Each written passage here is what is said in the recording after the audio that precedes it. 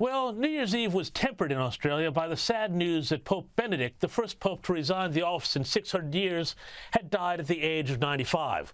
Now, while many thought of Pope Benedict as a stern-faced conservative theologian, this was hardly the whole story. And tonight I am pleased to be joined by Gold Coast born and bred Joanne Bergamin, who lived and worked in Rome and the Vatican from 2007 to 2020. Once in Rome, Joanne studied Italian while working for Prada, but then shifted gears, completing a diploma of theology, converting to Catholicism, and in 2009, landing a job as a journalist for the Pope's own newspaper, where she had encounters with Pope Benedict XVI himself. Now, Joanne went on to work for a variety of Holy See institutions, including the Pontifical Swiss Guard, where she met her husband and continued to cross paths with the Pontiff. Now working as a communications director for a Queensland critical minerals company, Joanne also maintains the Instagram account Swiss Guard Wife, sharing her blessed life inside the Vatican. Joanne, thank you so much for joining us on this sad occasion. Perhaps we can begin with your telling us about how you came to work in the Vatican at the offices of the Vatican's official newspaper, L'Osservatore Romano. Hi, James. Well, after I moved to Italy to stay there, I had to be a student. So theology seemed like the obvious thing to study while I was in Rome, the history of the Catholic Church. So obviously I was moving in a lot of Catholic circles there and happened to meet a Catholic American who was working at the newspaper. And it was just once in a lifetime opportunities where there were only 4 staff in there. And she said, we need a new journalist. And I said, well, I've never actually worked as a journalist. I've always done corporate writing. And she said, that together with your theology studies is enough.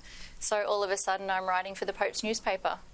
Amazing. And during that time, you got the chance to observe Pope Benedict up close, even meeting him. What was that like?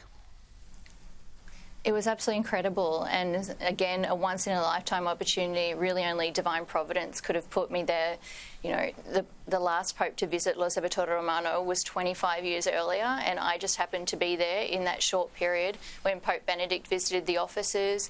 We were all as excited as kids as his car was coming up the driveway to enter the office, and every single person who met him had the same feeling that I did, that he gave every single person his complete and utter 100% of his love and attention, and everyone was in tears after they met him.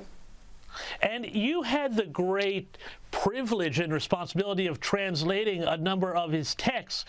What was that like, and what sort of insight did that give you into how the Holy Father's mind worked? Because, I've read an awful lot of what he's written, but he's written tons and tons, and it's very, very intellectual, dense, interesting, fascinating. What was it like working so closely with the original text?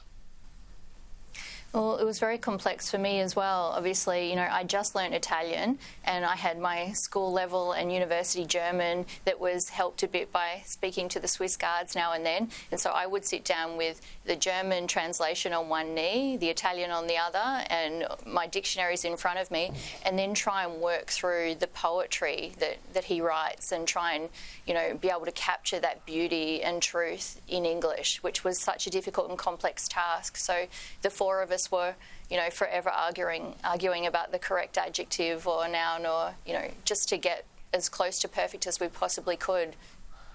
Yeah, and you're a convert to Catholicism, and I noted this interesting piece by another convert, Sohrab Amani, in the New York Times over the weekend, who also talked about Pope Benedict. He wrote that one of Benedict's chief complaints was that the modern world tried to force everything into a narrow scientific lens, crowding out deeper mysteries. And I'd love to hear your reaction to that idea. Well, I think the mystery of the Catholic Church and the beauty is what brought me into it, and learning more about the saints and the tradition is really, when I explored that, it was something that I couldn't say no to, because the more you learn, the more you fall in love with the doctrine of the Catholic Church. So rather than being restrictive, there's so much mystery and beauty around it, and he really, as much as his writings were complex, the beauty behind them, once you start to read and the more you start to understand, it just draws you in. It's irresistible. And finally, Joanne, how do you think and hope Pope Benedict's work, and particularly his prodigious volume of writing, will influence the Church in the years and decades to come, especially as the Vatican will one day have to choose a successor to the current Pope, Pope Francis? Well, I'm really excited actually to see the writings that will come now following his passing, because he hasn't published any of the work that he's been, sitting in his study and working on all this time in his retirement. So I'm sure that that will lead one day to him being declared a Doctor of the Church. So that's really exciting things to come. Joanne It's an Bergamin, honour for thank me you. to have been in the Vatican. It sounds absolutely like it was an honor and a privilege. And Joanne, thank you so much for sharing your thoughts and insights with us.